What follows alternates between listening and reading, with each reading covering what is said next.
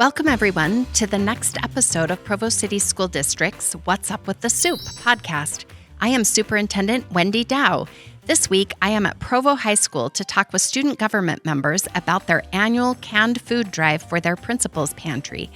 I am joined by Aubrey, Boose, and Jacob Luke.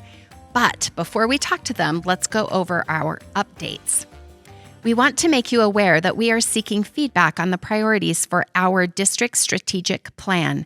An email has been sent to all families in the Provo City School District asking you to rank and rate what priorities that we need to focus on as we move forward with our 3 to 5 year plan. Please check for that survey in your email box.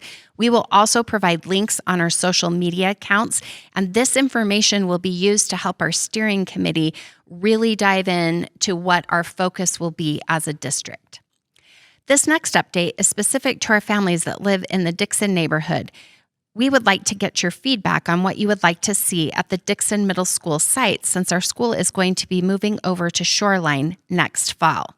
We have scheduled our next meeting on January 31st at 6 o'clock p.m. at Dixon Middle School in the auditorium.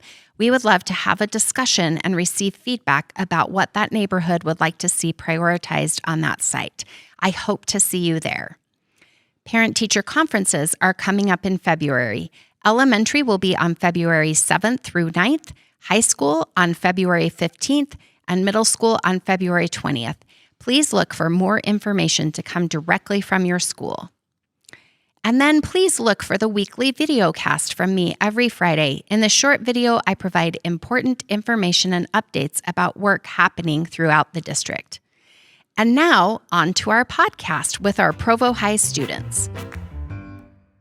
Well, welcome everyone to this week's episode of What's Up with the Soup. I am here at Provo High School with 2 of our student government officials, right? Should we call you officials? Is that okay? Yeah, I like that. So with me today, I have Jacob Luke and Aubrey Boose, who are both seniors. So welcome to our show. Thank you. Thank you so much. So tell me a little bit about what your position is specifically in student government here at Provo High School. I am the VP of activities here, so I oversee all of I help out with our assemblies, our kind of games, our activities during lunch and after school. So, yeah. You have to be a pretty innovative person to do that job, right? Yeah. Yes. Yeah, it takes a lot. Very creative. And what do you do, Jacob? I'm the spirit chair, SBO. So I'm in charge of student sections. I help with assemblies and kind of stuff like that, and I just make sure people are having a good time. Like dress up weeks and and all that. And you need to know that Jacob he's showing his school spirit with his Bulldogs green shirt. So good job. So I'm very impressed even this early in the morning. That's awesome. So tell me a little bit about your food drive that you're doing right now. And how long has Provo High done this? Do you even know? And what is the purpose of it? I'm just going to let you talk about it, and then I might ask some follow-up questions. So it's a program called Principal's Pantry. It's for a bunch of schools in our community. We gather up donations, whether it's money donations, canned food, clothes, or hygiene products, like whatever people will donate, we'll take. The cool thing about it is it goes right back into our community. It's not just we're raising it for elsewhere. It's going to the people around us who really need it. And yeah, we're just doing that. We're incentivizing that. That's awesome. Provo High has been doing a food drive for so many years. So a lot of our activities are always looked forward to and get a lot of participation because we've been doing them for so long. It's always just an annual thing. So it's really become part of the tradition of being a Provo High Bulldog. Yeah, is the food drive. Okay. And you guys do it in January. When does it start? When does it end? What is your reasoning for the time of year in which you hold it? Well, the main reason is it's kind of just at a downtime in the year where there's not too much crazy stuff going on, but enough to where we can publicize it. We do it for 3 or 4 weeks, I think. So it starts kind of right after term 2. So it was January 12th or something. And then it's going to go all the way into February. That's great. Well, and I feel like sometimes, and maybe people disagree, maybe if they ski or something, but I feel like January is such a depressing month. So if you can really put your energy towards something really fun and really, that is benefiting people, I bet it makes the month go better, maybe? Absolutely. Okay. All the fun stuff's at the beginning or the end of the year, That's right. so it just gets down. You are in a box. So when I came in this morning, you guys are in a box. So I want you to describe this box and tell me the purpose of the box and how this is incentivizing people to donate more, because I'm fascinated by this. Yeah. Well, the box is a few feet off the ground, and it is not very big, and it has glass walls so people can see us and see what we're doing. And so there are 4 of us that are nominated to stay in the box for a couple of days. And the more money that we raise is the more things that we have to do in the box. So we had to add like balls for like to make it a ball pit and to color our nails and our hair. And it just really incentivizes people to donate, and they just like to see us. And so we just like to publicize it. So there's a little bit of this where they like to watch you have to do kind of crazy things. Yes. Okay, cool. Yep. Yes, yeah, we definitely like doing that as human beings. What did you want to add to that, Jacob? Yeah, I mean, so at like lunch and stuff, when there's hundreds of kids walking by, like there's a giant list right next to the ball. They can see what we're working towards. They can see our goal, and all the kids at lunch want to see is us singing karaoke or us painting our nails or doing makeup or whatever, and they just like walk by us and they just see us kind of live in there, and that's just it's just something that brings attention to the food drive for everybody because everyone walks by it. And in a little bit, we're gonna make the box smaller. We're gonna add our football coach into it. We're gonna do a bunch of crazy that will stuff. make the box smaller. It will make I the know box because a lot I smaller. met him, and yeah, he's going to take up a lot of awesome. space. Yeah, he's awesome, but he's Yeah. going to take up some space in there. Oh yeah. And you also said you have to put makeup on each other sometime today. Yep. Oh. That's our next incentive during first lunch. Okay, so tell me, like any kind of makeup? How is this going to go? I feel like I'm going to need pictures of this afterwards. Oh, you will. You will want it. Oh, yeah. I was told I'd have just free reign to just do whatever I want for makeup on Aubrey here. So. Yes. Oh. He has free reign with All right. some neon palettes that we have acquired. Oh, there you go. It's not like boring makeup. This is Oh, very no. Oh, no. exciting makeup. No, okay. yes. Okay, that's fantastic. I love it. So tell me a little bit more about this Principal's Pantry. So if I'm a family that lives in this area and I needed to get access to some of these resources, where would I go? They have principals' pantries in like Westridge Elementary, Dixon Middle School, and I think they're opening one here at Provo High as well. Really, all that you have to do is you have to just go into the main office and ask to be taken to the principal's pantry, and either the main office or the counselors will come and get you and just take you to the principal's pantry, and you can really take whatever you need for your family. Okay.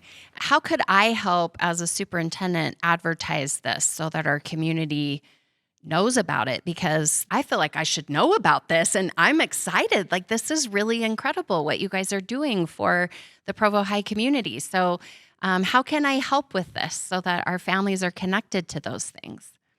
I mean, get the word out in like any way you guys can. Just let people know that there are resources through the school district that they can get to help them with their lives, and yeah, point them to Dixon and Provo High and stuff. I think sometimes I worry that kids feel like there might be a stigma if they're asking for help. How would you envision this so that that doesn't happen, so that we make sure that they can ask for that in a safe place?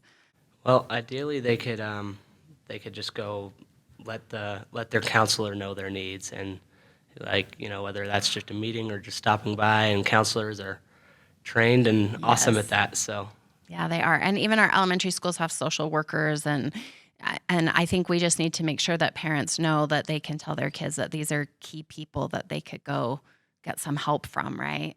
So what are the most interesting things that you've ever seen donated into the principal's pantry?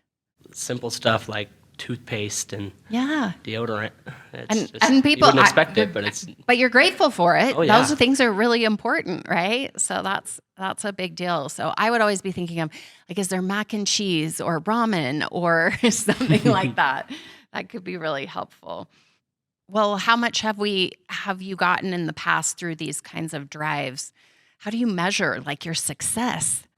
Well, in the past, pretty much like it's just like a general like canned food drive. So Okay. it's way more focused on just canned food, and I wasn't really involved with it. It was a few years ago, but like we send them out to just different charity organizations and stuff, and it's just pretty much strictly canned food. But this one is just more directed at the people around us because we realize we're in a community that has its own needs, and so we're doing money is the main thing, but then we're also just doing anything else that you can spare, Oh, that's all great. the stuff. So It's interesting that you talk about how it's coming back to your own community, because I think sometimes students don't always realize how much need there is amongst their own peers. And it's been really quite fun to be in Provo to see how much awareness there is of the young people about what is needed and just how excited our students get about helping each other. So I just want to commend you for that, because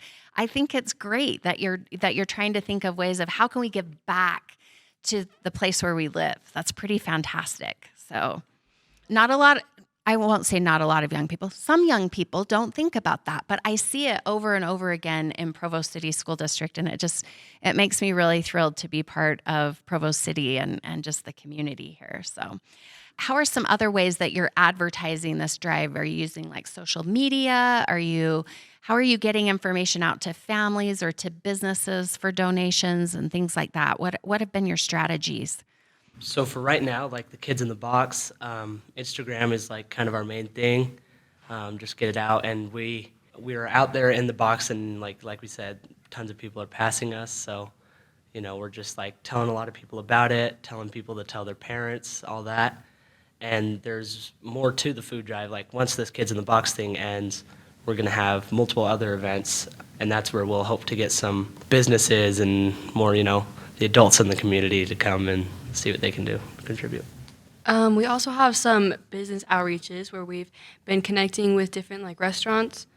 I'm not sure if we've finalized on those and stuff, but we have nights to go where we'll publicize that as well, probably like on social media and stuff, where people can go and some of what like they order that food, like the money can go towards Principal's Pantry as well. Yeah, so you do like a spirit night, and you say this is for Provo High or whatever, and then they donate a certain percentage. Well, I will be paying attention to that because I am always having late nights, and so I might as well go eat dinner and benefit all this great work that you guys are doing. So this is fantastic. So I think there's a QR code right outside, and so we're just going to click on that, and then that's how I can make a donation. Yep. Is that what I do? Yes. Okay, so if I put that out on my social media, then people could just click on that, and they could start to make donations, and I'll be the first to be happy to start that. So that sounds awesome. Thank you so Thank much. you. Yeah. Is there anything else you would like to share? What have you learned from this process? Like, how has it changed you maybe in this process? We've spent the past 2 days in that box, and so all there is to think about is just food drive, and it's really cool seeing, like we've had parents come up to us and like be really interested in it, and like lots of people have been wanting to donate, and they think it's great, and kids are going home and telling their parents about it and gathering their things, so it's just really cool to see. That's good. Do that. What about you, Aubrey? I think it's just helped me personally being in like the box and just in the food drive, just helping more be like just aware of people around me, because there's so much need in our community, and I think it's just amazing, and it's just to be a part of like the food drive and be able to kind of just help give back a little bit. Just it's been awesome. Well, and you start realizing how much we're all connected, right? And if we take good care of each other, like it just makes for a much better place, right, when we do that. So I just really admire the work that you're doing and really appreciate it. And I'm going to do my part to see how I can also help. So thank you so much for being on our show today. It's been a pleasure to have you. Thanks for having us. Yeah. You guys are awesome. Okay. Thank you, everyone, for joining me for this episode of What's Up with the Soup. As always, all episodes will be posted on the district website, YouTube, and anywhere you get your podcasts.